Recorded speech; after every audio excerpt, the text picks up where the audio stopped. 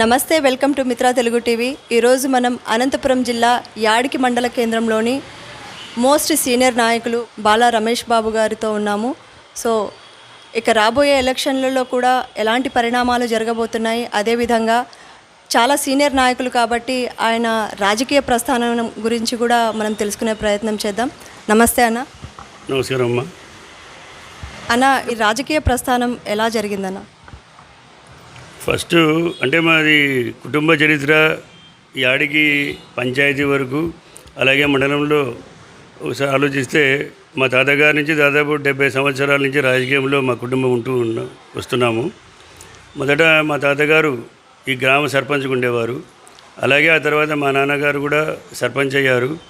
ఆయన చనిపోయిన తర్వాత మా రెండో అన్న ఆయన సర్పంచ్ అయ్యారు 2 టర్ములు. ఆ తర్వాత మధ్యలో 2001లో మా తమ్ముడు మండల ప్రెసిడెంట్గా గెలిచాడు. ఏదో కొన్ని సమస్యల వల్ల వాడు చనిపోయిన తర్వాత తిరిగి మా పెద్దన్న మండల ప్రెసిడెంట్ కావడం జరిగింది. ఇప్పుడు ప్రస్తుతానికి మొన్న జరిగిన ఎలక్షన్లలో లేడీస్కి వచ్చినందువల్ల మా అమ్మగారిని ఇప్పుడు జడ్పీటీసీగా ఆమె గెలిచారు. అలాగే దీని గతంలో ఆమె 2006లో కూడా ఒకసారి ఎంపీపీగా ఆమె గెలిచారు. అప్పుడు కూడా లేడీస్కు కేటాయించారు.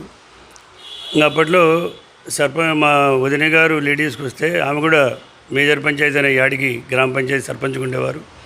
నేను ఆ కాలంలో వైస్ ప్రెసిడెంట్గా పనిచేశాను. దాదాపుగా మీరు 35 సంవత్సరాల నుంచి రాజకీయ రంగంలోనే ఉన్నారు. సో ఇదే రాజకీయాలు మీరు కొనసాగుతున్నారు. ఒకప్పటి అంటే గత రాజకీయాలతో పోల్చుకుంటే ప్రస్తుత రాజకీయాల పరిస్థితి ఎలా ఉందంటారు అప్పటికి ఇప్పటికి? సంతోషపడే విషయం ఏమంటే నేను దాదాపు 80s నుంచి కూడా ప్రత్యక్ష రాజకీయాల్లో ఉన్నాను. ముఖ్యంగా 1980s 90s అంటే 80 దశకము 90 దశకంలో 2000కు ముందు కొంత ఫ్యాక్షన్ రాజకీయాలు ఇక్కడే కాకుండా రాయలసీమ ప్రాంతం అంతా నడిచాయి. ఈ 2000 తర్వాత ప్రజల్లో ఒక చైతన్యం అయితే ఏమి, మీడియా యొక్క పాత్ర అయితే ఏమి, చాలా మటుకు విద్యా విధానంలో మార్పులు అయితే ఏమి, పిల్లలు కూడా ఉద్యోగరీత్యా ఎక్కడెక్కడో సెటిల్ అయిపోయి దాని ద్వారా ఆర్థిక ఇబ్బందులు కొంచెం తగ్గి మరి ఆ ఫ్యాక్షన్ రాజకీయాలకు స్వస్తి చెప్పడం జరిగింది. దాదాపు రాయలసీమ ప్రాంతమే కాదు, ఈ దేశవ్యాప్తంగా ఈ మార్పు వచ్చింది. అది అందరం సంతోషపడే విషయం. జగన్మోహన్ రెడ్డి గారు వచ్చేసి సీఎం అయ్యారు. సో ఆయన ఈ 4.5 ఏళ్ల పాలనలో ఆయన చేసిన అభివృద్ధి పథకాలు కానీ సంక్షేమ పథకాలు కానీ ప్రజల్లోకి చాలా బాగా చేరువ అయ్యాయి. సో ఇటువంటి టైంలో ఇంకా ప్రతిపక్షాలు చేస్తున్న అంటే ప్రతిపక్షాల పరంగా జరిగిన రాజకీయ పరిణామాలు ఏవైతే ఉన్నాయో, మార్పులు కావచ్చు, పరిణామాలు కూడా అనొచ్చు. సో వచ్చే ఎలక్షన్లలో ఇవన్నీ ఎలా ప్రభావం చూపుతాయంటారు?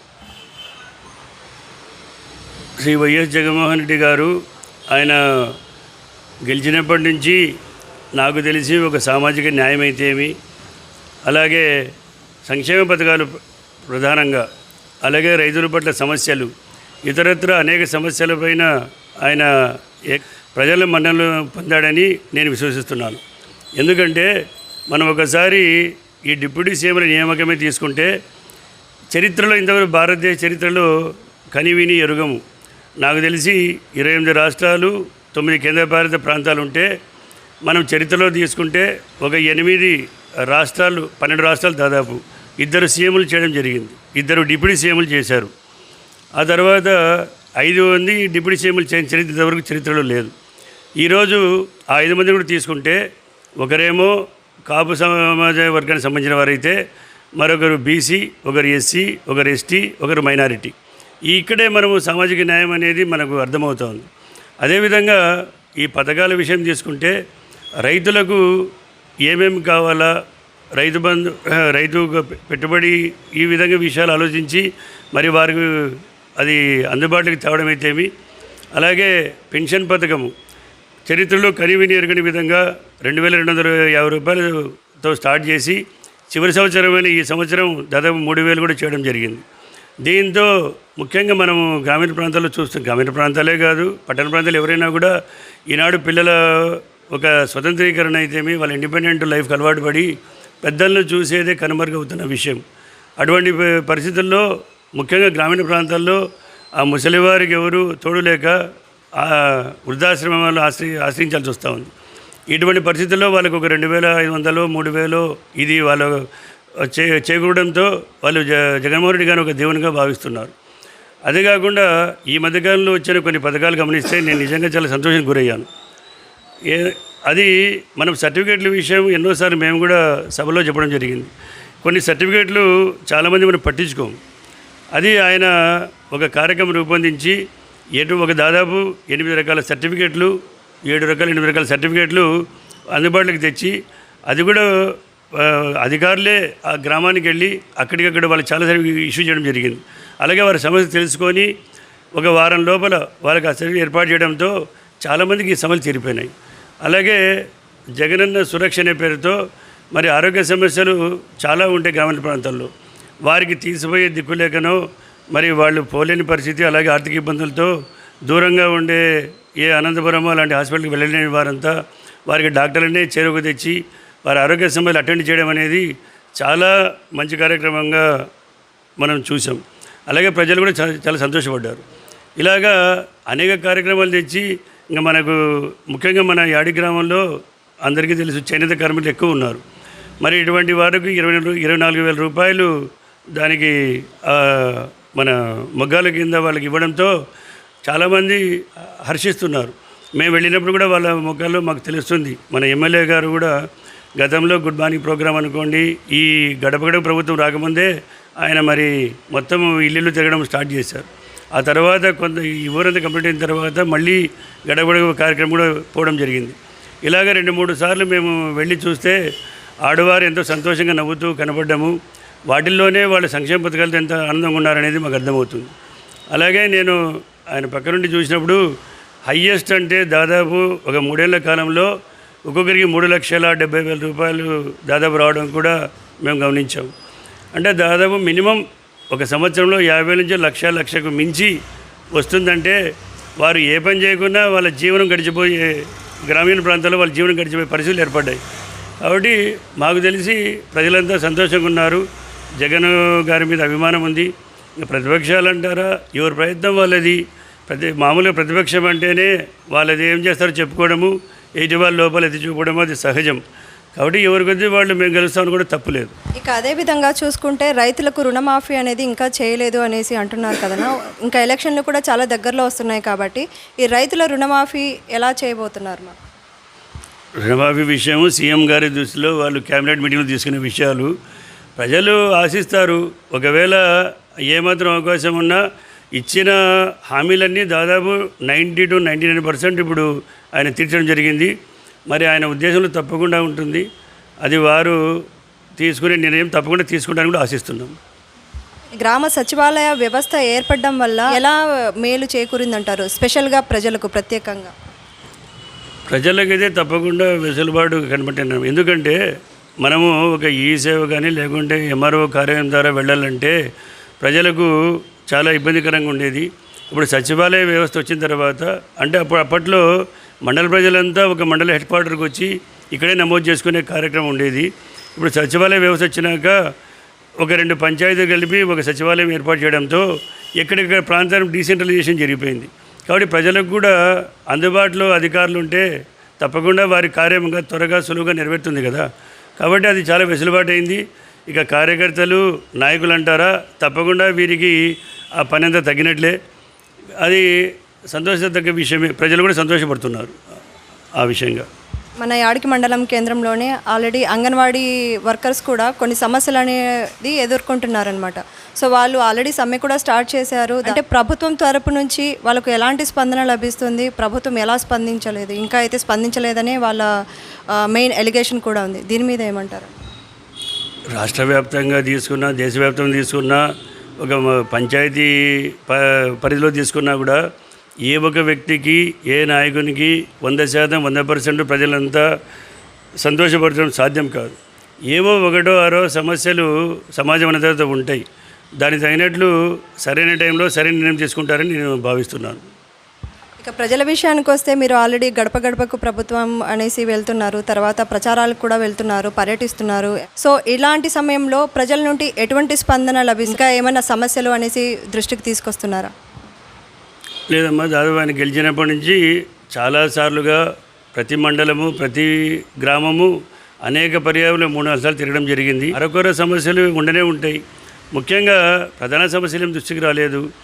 ఏదో ఇప్పుడు పెన్షన్ అనేది చెప్తారు, వాళ్ళు ప్రజలు కూడా ఆల్రెడీ ఇప్పుడు వాలంటీర్స్ ఉన్నారు, సచివాలయ వ్యవస్థ ఉంది, అక్కడికి వెళ్ళి చదివేలా ప్రయత్నం చేసి ఉంటారు. అది మా దృష్టికి వచ్చిన విషయాలు ఏమంటే వారికి ఒక భూమి ఎక్కువ ఉండబట్టో లేదంటే ఒక కార్డులో కుటుంబ సభ్యులను దిగుంటారు.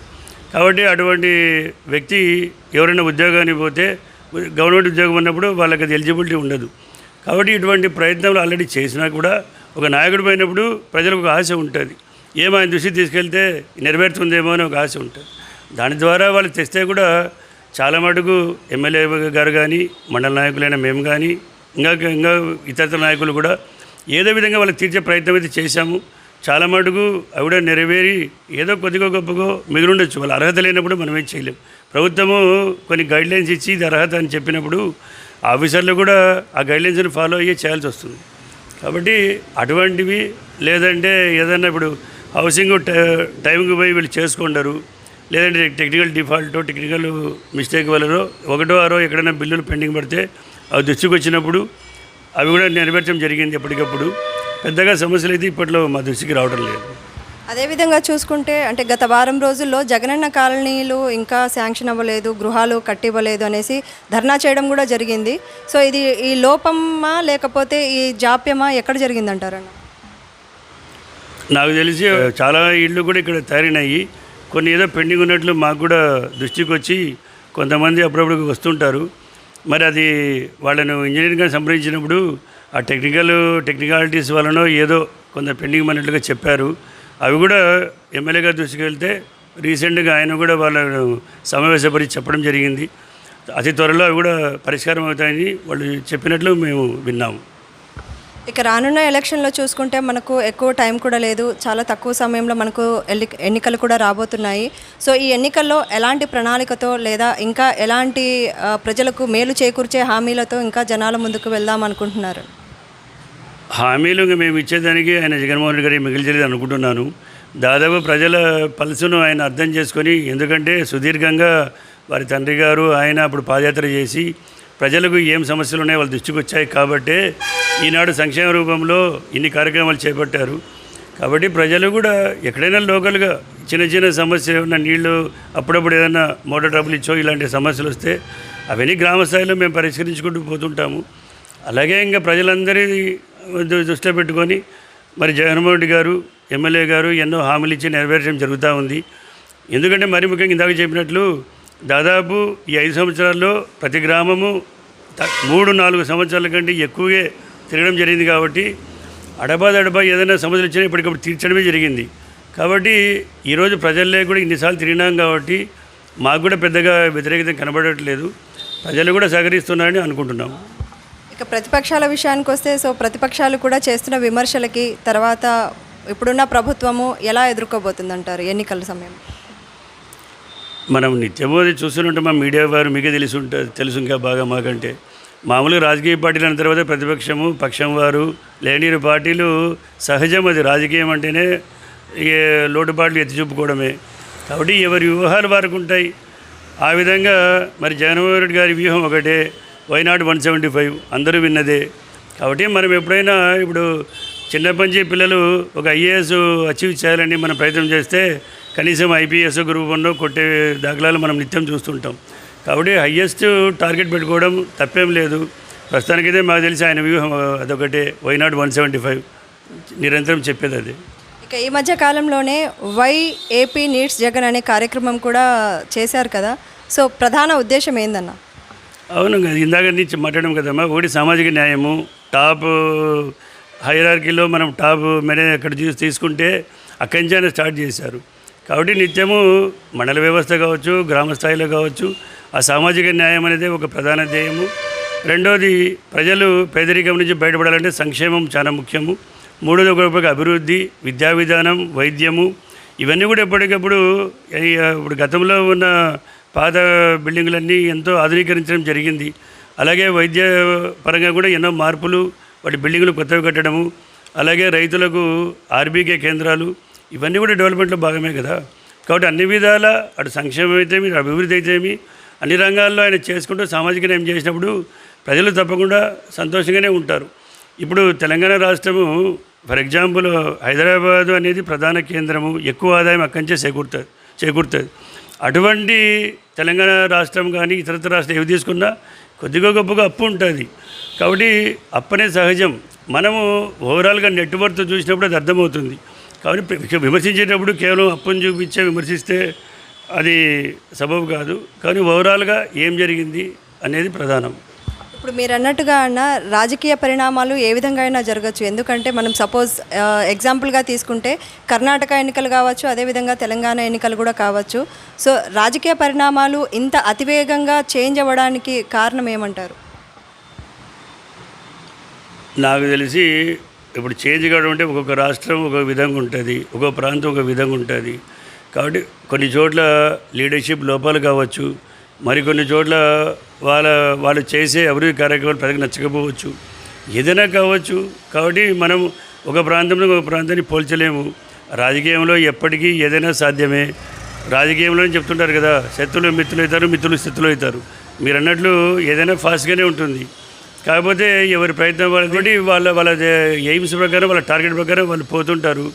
ప్రజలు ఎవరికి పట్టం కడితే ప్రజాస్వామ్యంలో మనం ఒప్పుకోవాల్సిందే. ఇంకా చివరిగా ఒక ప్రశ్న అన్న, ఇంకా రాబోయే ఎన్నికల్లో ప్రతిపక్ష పార్టీల మీద మీరు ఎన్ని మెజారిటీతో మీరు గెలుపొందొచ్చని మీరు ధీమా వ్యక్తం చేస్తున్నారు? ఎంత మెజారిటీ అనేది మనం అనలైజ్ చేసి ఏదో ఉంటాయి చూడు మన ఛానల్స్, వాళ్ళు ఏదో సర్వే చేసి చెప్పాల్సిందే. కానీ అనుకుంటాం కొద్దిగా గొప్పగా ఏదో మెజారిటీ వస్తుంది అనుకుంటాము. మీరు ఇప్పుడు నియోజక వ్యాప్తంగా ఒక విధంగా ఉంటుంది, మండల వ్యవస్థలో ఒక విధంగా ఉంటుంది.